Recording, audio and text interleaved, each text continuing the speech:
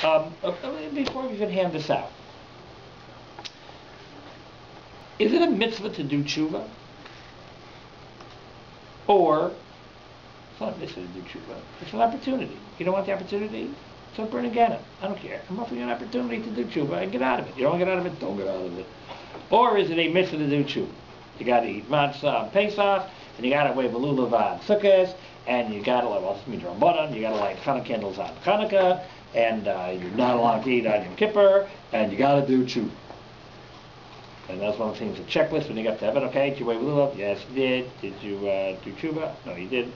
Or no, it's an opportunity. It's something which is there which you could take advantage of. What do you think? It's a mitzvah of vidui, no? There's a mitzvah of vidui. Is there a mitzvah of vidui? I think according to Chafetz Chaim. We'll see. But is there a mitzvah to do tshuva? I'm going to say yes. You're going to say yes. I don't think so. Don't think so. Huh?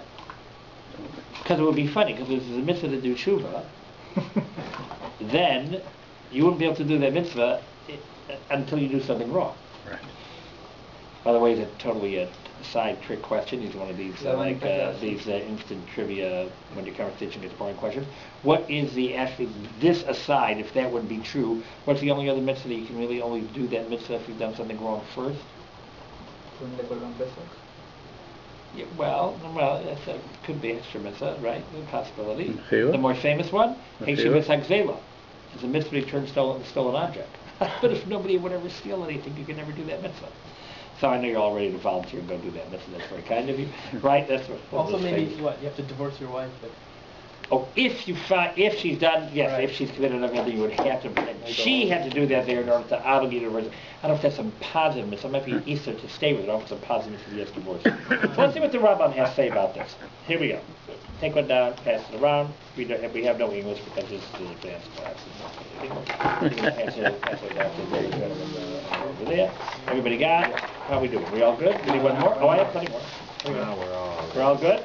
That's good? Well, super good. So it's like this. This is the Rambam, Hilchas Teshuva. Right? Look at old Rambam. So if you'll notice on the very top of the page, it says Hilchas Teshuva, Mitzvat Aseh Achat. There is one positive commandment in this whole body of halachot that I'm going to give to you. For who, and that is Sheyeshuva Chotei Micheto, is the Hashem, that the sinner should return, right, from his sin to God, v'yitvadeh, and confess. Now, well, let's see how he describes it.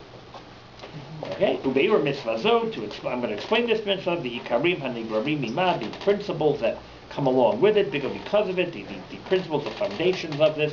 I'm going to explain B'Prakim Elu in these few chapters. Perek Rishon. I'm just going to read and translate the beginning. Let's see what he says. Kala mitzvot Shabbat Torah, all the commandments of the Torah, bein aseh, whether it's a positive command, eat matzah, bein lo taseh, whether it's a lo taseh, don't eat treif.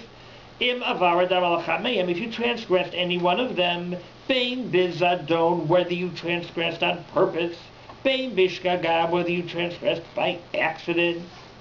Kishiyaseh tshuva v'yashuv mechato, when you do tshuva and repent your sin, chayav lehitvadot lefnei hakel baruch hu, you are obligated to say vidui, to say a confession in front of God, shenemar, as the pasuk says, ish o isha, a man or a woman, when they will do any sin that people do, they must confess the sin they've done. This is a confession with words, meaning that you can't just think it, you have to say it. And this confession is a positive commandment. How do you do it? What is the format for vidui? And we'll see in a second. It's going to tell us how you do it.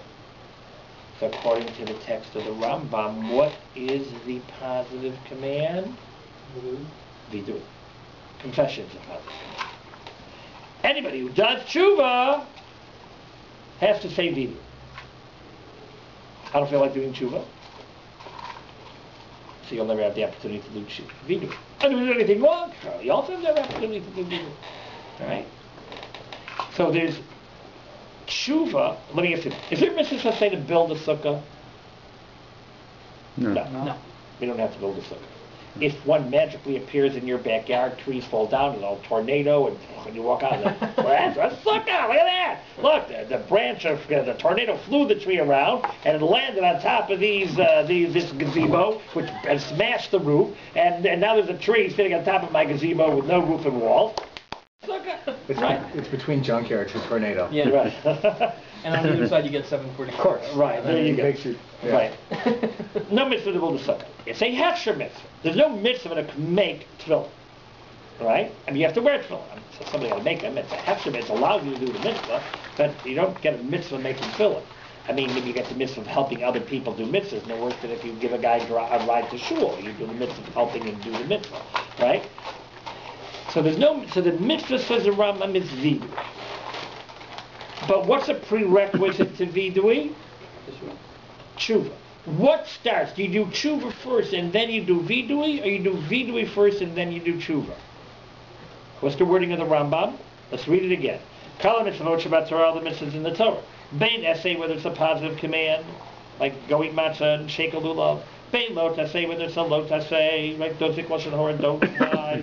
If you, transgressed any one of them, Bain b'tadov, on purpose, Ben mishkagai, even if it was by accident, you didn't realize it was straight, you didn't realize it was Shabbos, you didn't calculate it wrong on the day. Kisheyaset tshuva v'yashuv mechato, when you do tshuva and repent your sin, chayav livadot, you're obligated to say vidui. So where does vidui start the process or end the process? He started here. No, it starts with tshuva. If you're doing tshuva, you have to do vidui. Oh, so what do you do first? Tshuva. Yeah. Therefore, what does become imperative for us to know? So how do you do tshuva? It's a tshuva process. What counts as tshuva? Bigger problem. Yeah. We have Rosh Hashanah, Aseret Yemei Tshuva, then we have Yom Kippur. What do we spend most of our day on Yom Kippur doing? What's a huge part of the davening? Vidui. Right, then there's a whole long list. Right,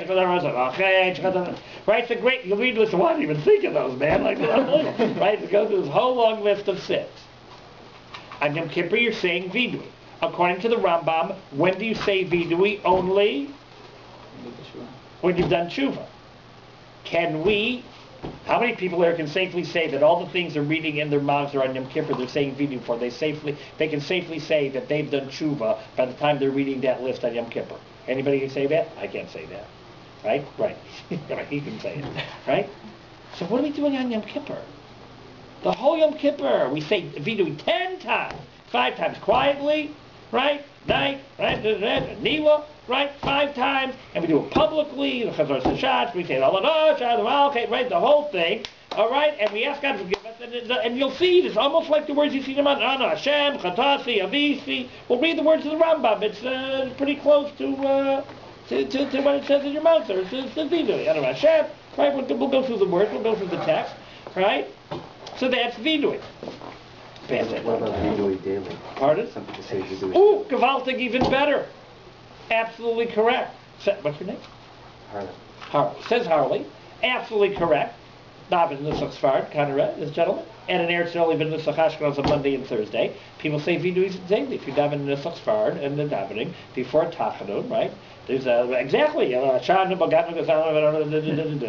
right? The whole thing, right? Right. So what are you saying? Rambam says, once you've done tshuva, then you say vidui. Does he say that? Let's read it again. All the mitzvot Shabbat Torah, all the mitzvahs in the Torah, beina say, bein lo taseh, whether positive or negative, and mavar malachat may have transgressed any one of them, bein b'zadon, bein mishkaga, purpose or by accident, kishiya'aseh tshuva v'yashuv mechato, chayav litvado. Once you've done tshuva and repented your sin, you're obligated to say vidui. And as a matter of fact, we're going to do in a minute what is tshuva. It's going to be a 5-step process, and step number 5 is vidui.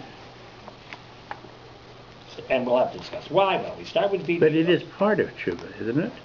Yeah, but it's step number 5. Right, but what I'm saying is it's implied in the beginning here that there's a thing called tshuva, and then there's a thing you do after it called vidui. But I thought the way the Rambam sees it is that Teshuva is a 5-step process, of which vidui is the last 20%, so to speak.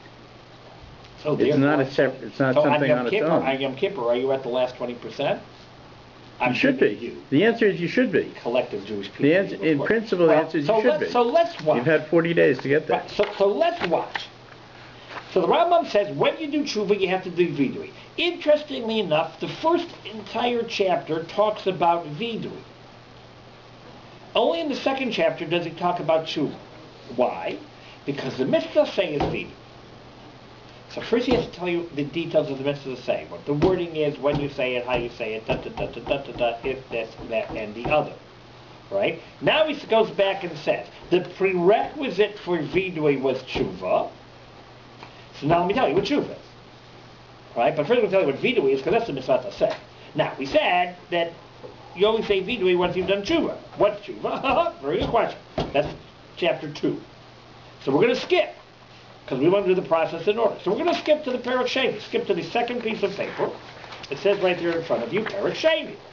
Funny enough, Perek Sheni starts with Perek Sheni Pasuk Al, Perek Sheni Halacha Aleph, Ezohi Tshuva Gemura. What is total and complete tshuva? And it goes on and on and on and on and on. And in Halacha Beis he says, Umahi tshuva. But what's the basic tshuva? Which in itself is funny. First tell us what the basic tshuva is, and then tell us what total complete tshuva is. So while he does that, we'll discuss Mirz Hashem eventually, but we're going to have to do this out of order. Because we got to see what's tshuva, then we'll worry about what tshuva gemura is, and then we worry about where vidui fits in.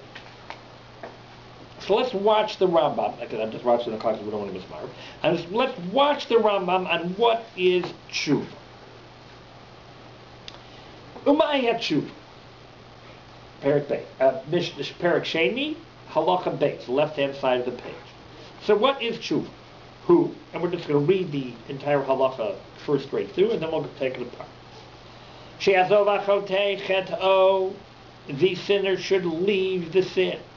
V'yisiro mimach shavto, and he should take it out of his thoughts. V'yigmor b'libo shelo yaseu od, and he should decide in his heart that he will never not do this again. Shemar brings the pasuk. Yazov Rashadarko, we'll read about the pasuk later. V'chein, and also yitnachem al she'avar, he must regret the past. Shemar kerachei shuvi nichamti, right? After I've left my sin, I've regretted it. But you don't love Yodea Talumot, and the Yodea Talumot, the one who knows all secrets, God. Ya'id alav, aid, testify.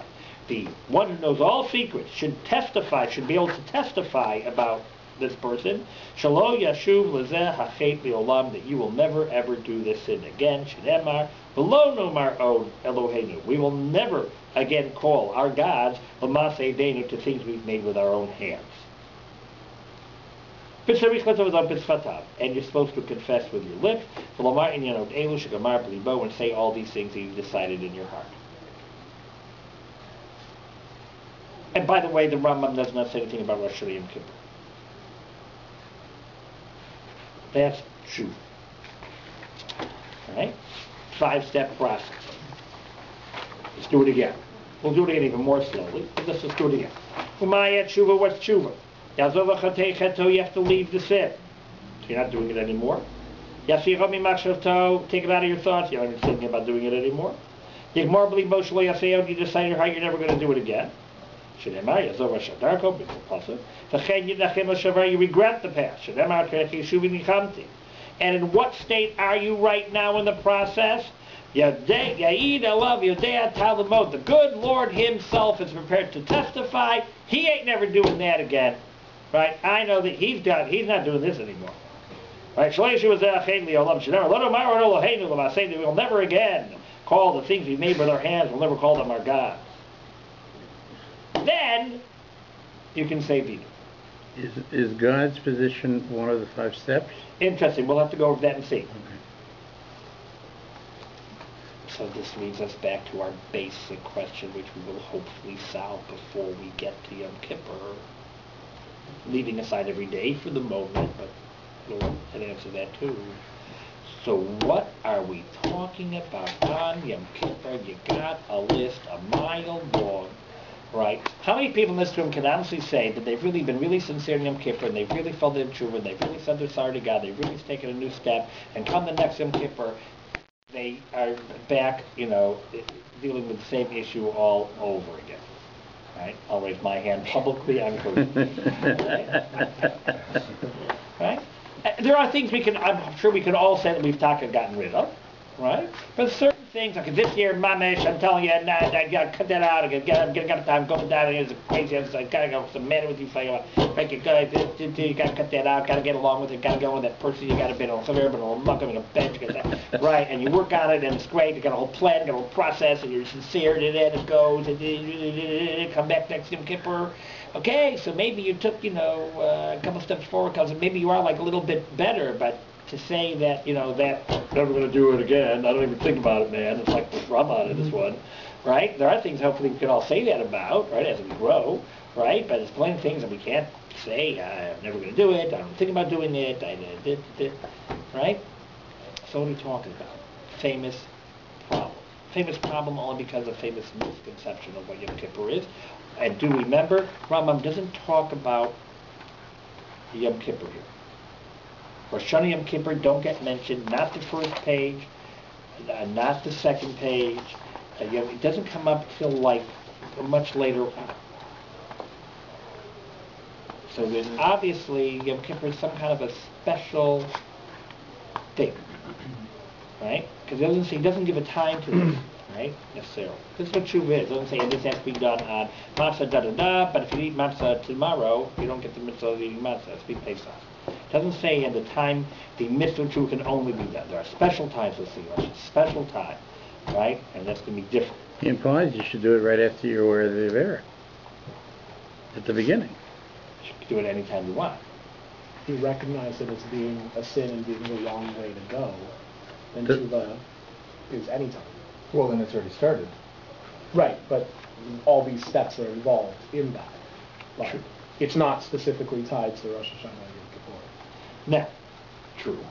Now, if you were thinking of, just thinking in yourself, right, of doing tshuva, and whatever it might be, whether it's a particular ben adam l'chavero person that you have to do tshuva about, or a particular ben adam l'makom issue, or whatever it is, be it whatever, be it a davening issue, be it a, right, whatever it might be, right, whatever topic it is that we know we're weak on, right? If you were creating a process, saying, okay, we got this, we got to get serious, man, we got to take the next step up the ladder, this is ridiculous, right, it's time to move on, right? If you were thinking of the process, how would you describe the process? What would be the first thing you would think of as the first step in this process?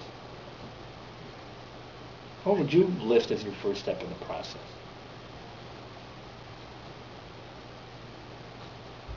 Doing what? What would be the first thing? What's the first thing? What gets you going? Sitting here not going to do it again. Pardon? Sitting here not going to do it again. Is that how you start? Realize you did something wrong. Identifying the problem. Identifying the problem? You need to admit that you have a problem. You need to admit that, right? Right? Well, not doing it. Are you supposed to feel guilty about what you did? Maybe. Should you feel bad about what you did? I How good think, of a motivator is that? I think that there's two different kind of errors that a person does. There's one that is bizarre, right? That's just not in his character. And then there's, crossing against a red light, or, I didn't have the right kavana for, my brachas or whatever, right? That is wrong and that you have to correct.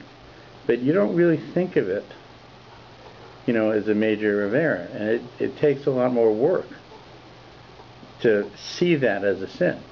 If you, heaven forbid, shoplift, when you got out of the store, it's wrong, and it's easy to feel bad about that fast. If you murder, heaven forbid, right? Those are like sort of the bizarre things. But the habitual things that, I know I do, that I wish I didn't do, and are much harder ones to come to grips with, to say that's a sin. You got to get it right. It's And what's the best way to get yourself going on that? for me, it's actually in a way the reverse of the order. It's a confession, saying it. Oh, saying. You know, Recognizing. it's making a clear statement. You know, Oh. you got to do Shema earlier. You know, whatever. You know, you got to sit up when you say Shema at night. Right. Something like that. Right? Until I say it, I can kind of slide by. Right? I don't have the problem with saying tomorrow I'm not going to murder. Right? Like, Right. I don't need to say that. Like, it's an easy. Those are the clear ones. The habitual ones are much harder. I think it's two different groups. I have a question about just the 5 steps that's been sort of puzzling me since we went through it. Which is, are they discrete stages, or is it like, because the second and fourth seem to contradict each other. So let's watch it. Watch the Kiddush of the Rambam. You normally ask people, okay, you got to get going. How are you going to change? Everyone's different, but you got to know it's wrong. You got to realize it's wrong. You got to accept the fact that you're doing wrong, right? That my is not really the way it's supposed to be. I really don't talk nicely to my mother-in-law, right? You gotta admit it. You gotta feel. If you don't feel bad, well, that's the way everybody does it. Who cares, right? Everybody does it. Who cares? I mean, I don't feel bad. That means nothing I can do about it. Well, obviously, you're not going to get anywhere. Right? I am who I am. Right? I am who I am. Right? Right? Guilt we usually always consider as a motivator, right? But then again, how many people in this room do things that they feel guilty about, but they do it again anyways, right? I'll raise my hand, I'm pushing right? We all do things that we feel guilty about, we know it's wrong, we've done it many times, I don't know, we just keep on doing it and say, I know, I'm such an idiot again, we do that again. That's it, Mom, it's the last time you were idiots, I don't know what's the matter with you, God, it's so embarrassing. That's it. And then, tomorrow, there it is, I just did it again, right? So look at the Rambam says. It says the Rambam, Mahi Teshuva. Step 1, She'azov hachotei chet o. You got to leave the sin. Got to stop doing it. That's step 1. Not admitting, not talking about it, not feeling bad. Stop doing it. Got to stop doing it. You got to break the habit. How do you break the habit? Rambam doesn't tell us. Why? Depends on what it is. Depends on the person. If guilt works for you, fine, it's all Zayn, right? If, I don't know, putting in, 50 cents in a box, and you buy yourself something or other, if you keep it up every morning, you get up some chocolates, I don't know, and you reward yourself, that's a good idea, right? Whatever works, right? Can I ask a question about that? Hang on 2 seconds. But says the Rambam, the first thing is, you gotta stop doing the wrong thing, or start doing the right thing. You can talk, you can promise, you can plan, you can feel bad, you can recognize. Obviously, if you don't know what's wrong, you'll never do it. You never know. You go, oh my gosh, I didn't know you're not allowed to do that. Okay, straight. Obviously. Really? You really allowed to do that? Isn't there a sheet? Isn't there a cool? Isn't there a thing? I once told somebody, once I read somewhere that, Obviously, until you no, there is no such sheet. That is baloney. You didn't read anything anywhere, and no, it is not kosher. Yeah, you're right. That 20 years ago, we used to be in the candy machine, and it's not kosher, right? You can't eat it, right? So obviously, that's all good and true, but that's just to motivate you until you break the habit, right? Nothing's gonna work, because if you decide that you're never going to do something again, and then do it, what does it make you feel like about yourself? That you're a big loser. See? What do you make this in front of? I said, I'm not going to do it again. You liar! You said that last week, you know that? Like, why don't you just forget it and you're just a loser? You can't change. You need to have a positive attitude. You need to believe that you can do it. You can't do something you don't think you can do. Right? Try, you can do it, man. Try out. You're going to be the center for the Raptors. You're not going to do that. Not at your rate, so that your weight, so that your cholesterol. It's not going to happen. Right? It's just not going to do that. Right? So therefore I give up, but I don't try. Now it might just be, if I was 40 years younger guys, I said, what's the matter with you? You could, if you exercise, and go to your, right? But nah, man, never did. Nah, I can't do it. That's not what I can't do it. I tried 5 times, tried, never got it. It doesn't work. Right? Says the Rambam, don't make decisions. Don't decide anything. Don't start feeling messy. It's terrible. Because what happens when you keep on doing things that you know are horrible? And you say, that must be a horrible person, because only horrible people do horrible things. And then you become I'm a horrible person, and that's who I am. Then you're right. So of course I'm going to burn in hell anyway. So forget it. Right? So I'm a horrible person. I'm a horrible person. And you give up. Says the first break the habit. Prove to yourself that you could get up on time. You could say anything. You could get along with it. You could not lose your temper in that situation. You could whatever it is. Right? That's the first step. And until you've done that step, don't talk, don't confess. Man, say, man, it's terrible, they're going to do it again. Shut up. And just do what you're supposed to do.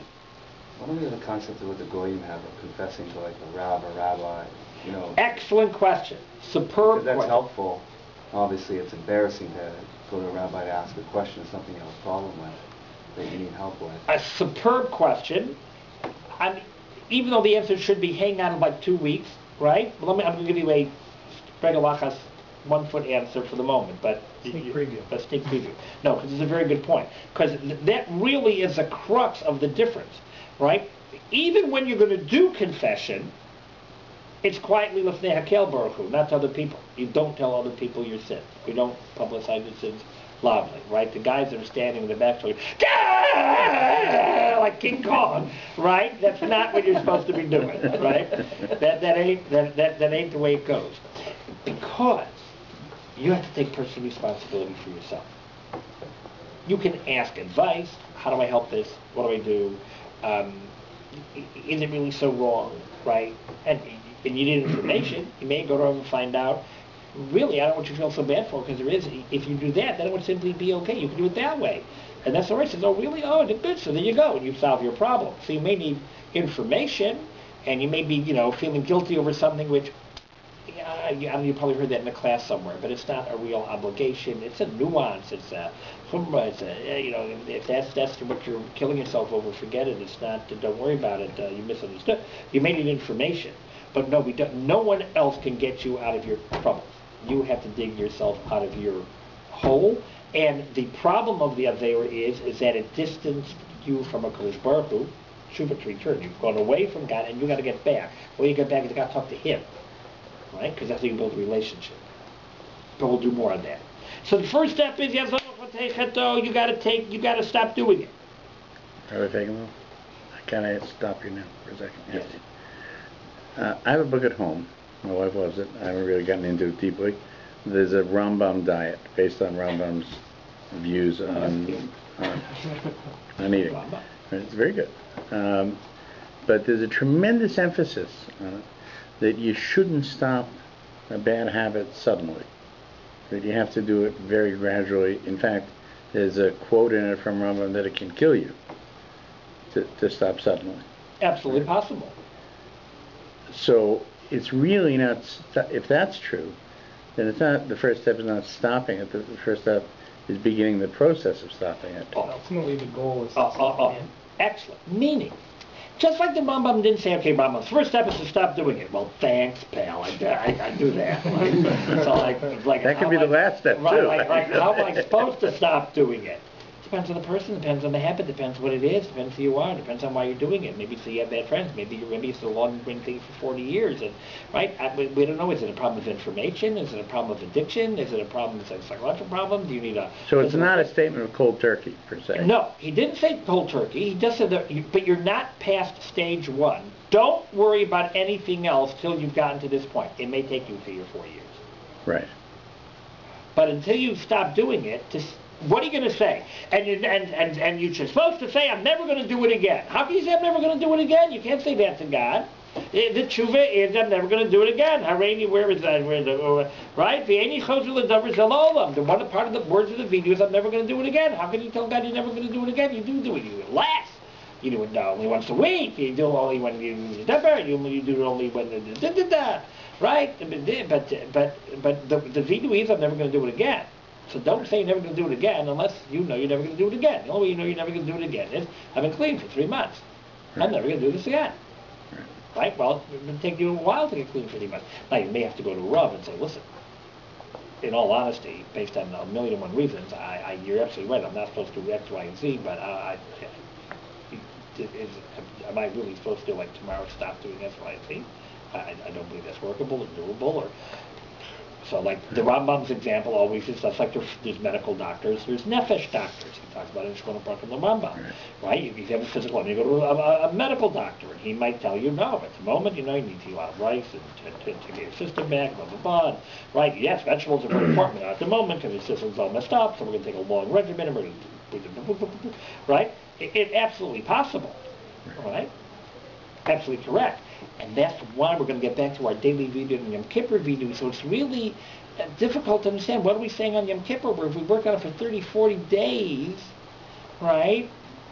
And we're taking out a child, I did this horrible thing, and I'm not going to do it again, give you a new year, and take away my sin. Well, take away your sin. You stop doing it for 3 days, and the odds of you not doing it again are like minuscule. And maybe you'll keep it up. If you keep it up there to Sukkot, it'll be a miracle.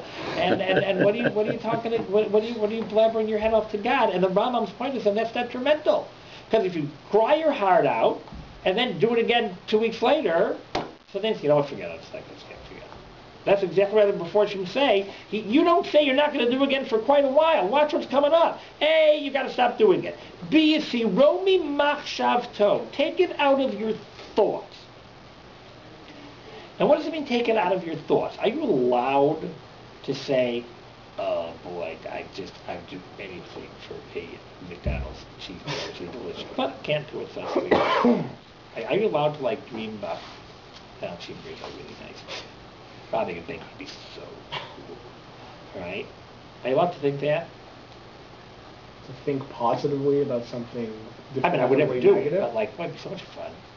But I think there's a difference between desire and acknowledgement of physical response. Meaning, you're allowed, certainly, you're allowed to think, as a matter of fact, it's even more meritorious to say, cheeseburgers are so good, they smell good, I'd love to have them, but God said no, so forget it. Right? It depends on the sin. If you say, well, it'd be so cool to run over that little old lady, but okay, but I'm not going to do it, you're not allowed to. Okay, then you're a sicko. That's bad. Right?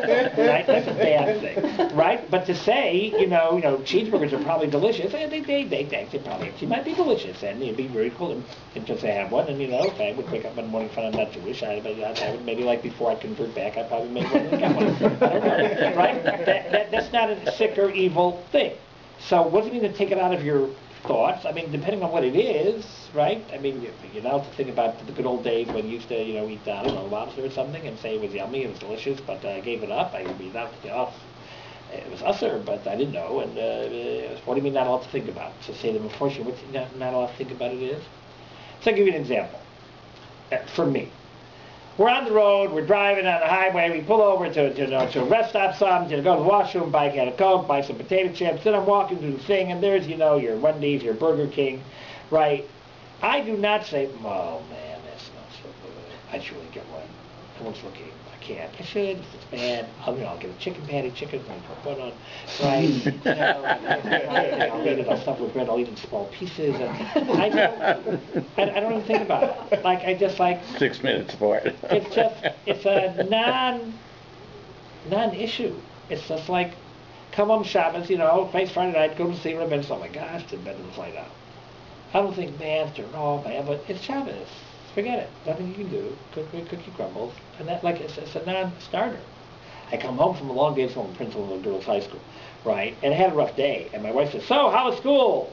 Right? I say, oh, man, those grade 10, boy, it's the funniest story in the whole wide world. Right? I said, you want to hear this?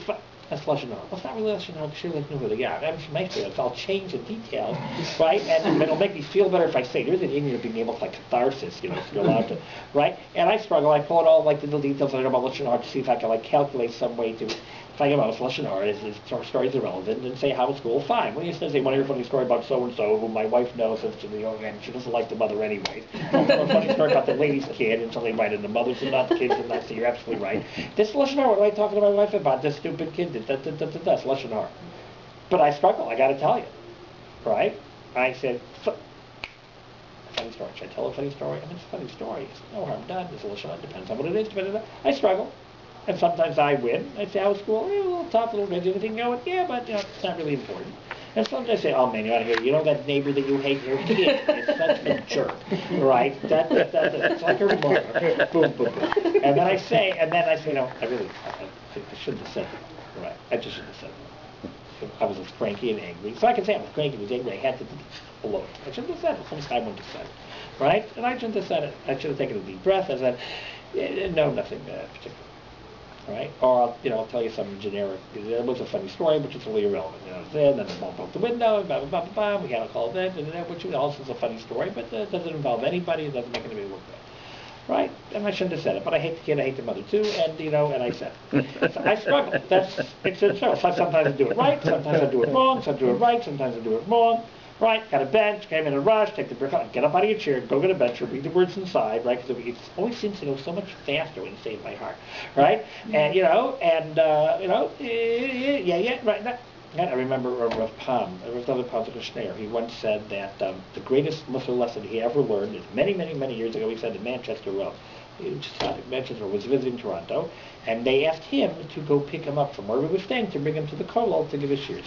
Right? It's over, and he goes and picks a wrench in the rope, and he goes to 1 minute. He goes into the washroom. So he's just waiting, right? Mentor comes out of the washroom, washes his hands, goes over to the bookshelf, takes a siddur, sits down, and reads Asher Yatzer from a siddur. Now he knew it by heart, right? And so I was like nobody does that. But he sat there, it's like a tefillah. His body worked. He went to the washroom. Thank God. All right? I don't do that, right? But, so you see, Romi Machshav Tov means it has to be a non-issue. It's not a struggle anymore. Because remember, what's coming up is you've got to be able to say, I'll never do it again. I can't say I'll never do it again just because I lucked out for 2 weeks and I avoided the situation. Oh, I'm never going to talk to that person badly again. Yeah, well, you avoided that for 2 weeks, right? You managed to walk in, you walked out. They really went to the other side, right? That doesn't count, right? And you did speak to them 3 times. Every time it was a, sure, I see you. I really have a great day. Right? And I talked nicely to them, but it was a struggle. My mind is still not. So it has to be out of your mind. But you don't start with it out of your mind. You start by breaking the habit. Once you've broken the habit, it can become a non-struggle. Now it's going to become much easier to say, I'm never going to do it again. And it becomes much harder to understand, what are we doing on Yom Kippur? Got the Vort?